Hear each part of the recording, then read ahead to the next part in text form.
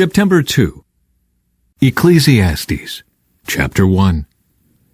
These are the words of the teacher, King David's son, who ruled in Jerusalem. Everything is meaningless. Everything is meaningless, says the teacher, completely meaningless.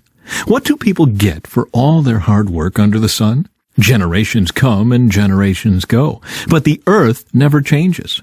The sun rises and the sun sets, then hurries around to rise again. The wind blows south and then turns north. Around and around it goes, blowing in circles. Rivers run into the sea, but the sea is never full. Then the water returns again to the rivers and flows out again to the sea. Everything is wearisome beyond description. No matter how much we see, we are never satisfied. No matter how much we hear, we are not content. History merely repeats itself. It has all been done before. Nothing under the sun is truly new. Sometimes people say, "Here is something new," but actually it is old. Nothing is ever truly new. We don't remember what happened in the past, and in future generations no one will remember what we are doing now. The teacher speaks the futility of wisdom. I, the teacher, was king of Israel, and I lived in Jerusalem. I devoted myself to search for understanding and to explore by wisdom everything being done under heaven. I soon discovered that God has dealt a tragic existence to the human race. I observed everything going on under the sun, and really it is all meaningless, like chasing the wind. What is wrong cannot be made right. What is missing cannot be recovered. I said to myself, "Look, I am wiser than any of the kings who ruled in Jerusalem before me. I have greater wisdom and knowledge than any of them." So I set out to learn everything from wisdom to madness and folly. But I learned firsthand that pursuing all this is like chasing the wind. The greater my wisdom, the greater my grief. To increase knowledge only increases sorrow.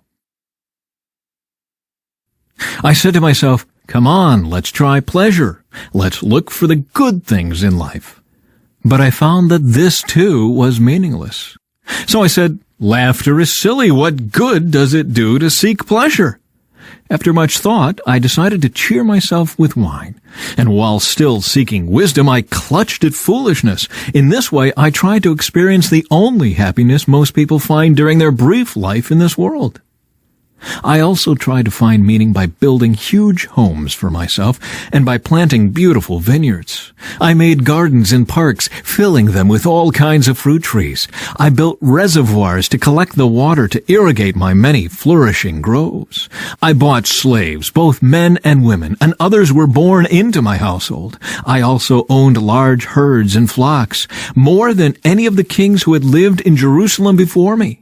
I collected great sums of silver and gold, the treasure of many kings and provinces. I hired wonderful singers, both men and women, and had many beautiful concubines. I had everything a man could desire. So I became greater than all who had lived in Jerusalem before me, and my wisdom never failed me. Anything I wanted, I would take. I denied myself no pleasure. I even found great pleasure in hard work, a reward for all my labors. But as I looked at everything I had worked so hard to accomplish, it was all so meaningless. Like chasing the wind, there was nothing really worthwhile anywhere. The wise and the foolish. So I decided to compare wisdom with foolishness and madness, for who can do this better than I, the king? I thought, wisdom is better than foolishness, just as light is better than darkness. For the wise can see where they are going, but fools walk in the dark. Yet I saw that the wise and the foolish share the same fate. Both will die. So I said to myself, since I will end up the same as the fool, what's the value of all my wisdom? This is all so meaningless. For the wise and the foolish both die. The wise will not be remembered any longer than the fool. In the days to come, both will be forgotten. So I came to hate life because everything done here under the sun is so troubling. Everything is meaningless, like chasing the wind. The futility of work. I came to hate all my hard work here on earth, for I must leave to others everything I have earned. And who can tell whether my successors will be wise or foolish? Yet they will control everything I have gained by my skill and hard work under the sun. How meaningless! So I gave up in despair, questioning the value of all my hard work in this world. Some people work wisely with knowledge and skill, then must leave the fruit of their efforts to someone who hasn't worked for it. This, too, is meaningless, a great tragedy. So what do people get in this life for all their hard work and anxiety? Their days of labor are filled with pain and grief. Even at night, their minds cannot rest. It is all meaningless.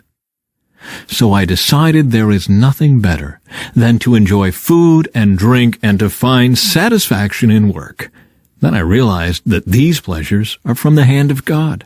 For who can eat or enjoy anything apart from Him? God gives wisdom, knowledge, and joy to those who please Him. But if a sinner becomes wealthy, God takes the wealth away and gives it to those who please Him. This, too, is meaningless, like chasing the wind. For everything there is a season, a time for every activity under heaven. A time to be born and a time to die.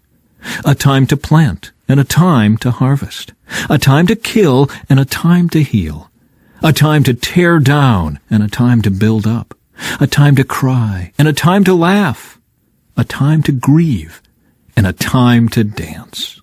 A time to scatter stones and a time to gather stones. A time to embrace and a time to turn away.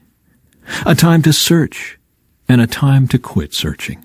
A time to keep and a time to throw away. A time to tear and a time to mend.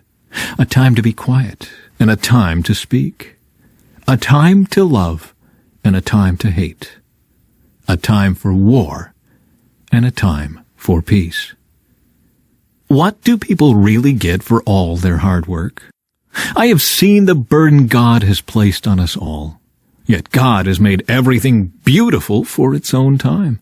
He has planted eternity in the human heart. But even so, people cannot see the whole scope of God's work from beginning to end. So I concluded there is nothing better than to be happy and enjoy ourselves as long as we can.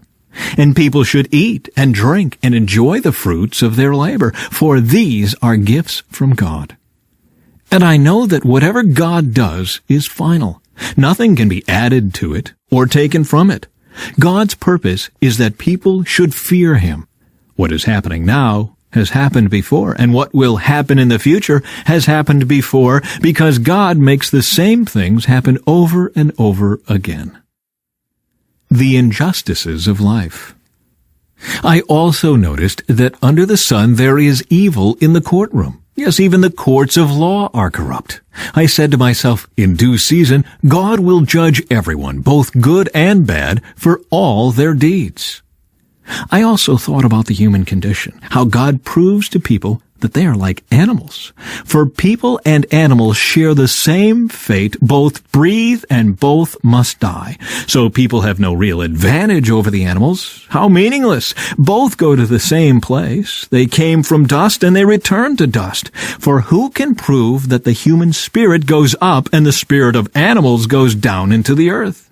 So I saw that there is nothing better for people than to be happy in their work. That is why we are here. No one will bring us back from death to enjoy life after we die. From 2 Corinthians, chapter 6. As God's partners, we beg you not to accept this marvelous gift of God's kindness and then ignore it. For God says, "At just the right time I heard you. On the day of salvation I helped you."